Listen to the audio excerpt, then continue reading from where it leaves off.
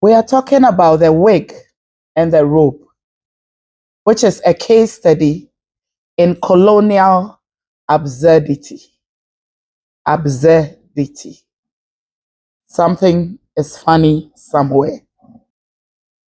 Let's talk about our judges. In Ghana, as in many former British colonies across Africa, the judges who sit in our highest courts, presiding over justice for African people, interrupting African laws, shaping the destiny of African society, do so while wearing thick black wool. I think it's black and red wool robes and white horsehair wigs. These garments originated in the 17th century in England. They were designed for a cold, temperate climate.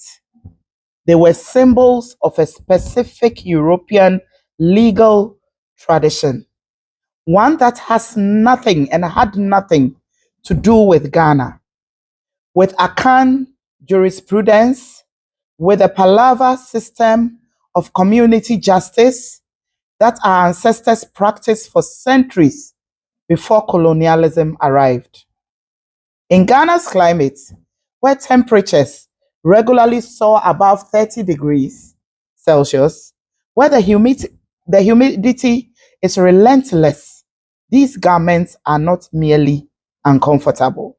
They are a physical embodiment of the message that the colonial projects implanted in our institutions, that Africans' way are not legitimate, that authority must be addressed in European clothing to be taken seriously. What could we do instead? Ghana is the birthplace of Kente, one of the most visually magnificent, symbolically rich, and technically sophisticated textiles in human history, as well as the fugu, the woven fugu that I'm wearing now, which comes from northern Ghana. The Edinkra symbols woven into our fabrics are not decorations. They are a visual language encoding proverbs, philosophies, and values that speak directly to justice, wisdom, authority, and truth. Imagine a Ghanaian judge robed in flowing, breathable Edinkra printed cloth, dignified, commanding, and perfectly suited to our climate.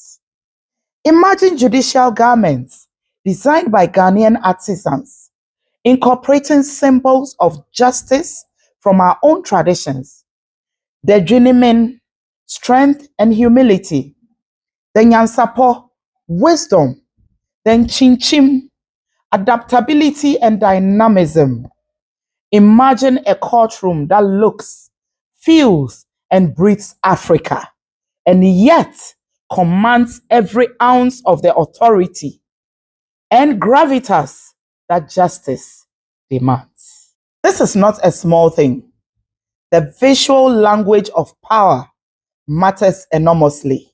When our judges look like European judges, our children learn subconsciously and powerfully that European is the standard, that Africa is inadequate. This is to be respected. One must perform Europeanness. Is it true? I don't think so. Tell me what you feel. Changing the rope is not a superficial act. It's a declaration. It says African excellence is the standard here.